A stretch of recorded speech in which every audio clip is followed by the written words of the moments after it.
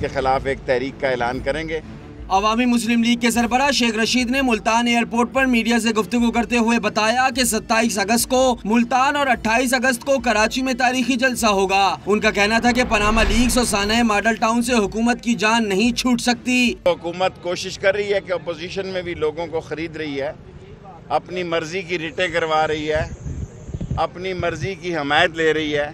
सारे के सारे लोग ये ले लें, खरीद लें, लेकिन इंशाअल्लाह ताला 2016 हुकूमत के लिए एक बड़े इम्तहान और इब्तला का साल है। शेख रशीद का कहना था कि MQM को 1 माह में फैसला करना है कि वो किधर जाए। MQM ने टारगेट किलर से जान ना छुड़ाई तो इन पर बुरा वक्त आएगा। अगर उन्होंने टारगेट किलर से, भत्ताखोरों से, कमीशन एजेंटों से, चाइना कटिंग से जान नहीं छुड़ानी तो मैं समझता हूँ कि MQM के लिए बुरा वक्त है।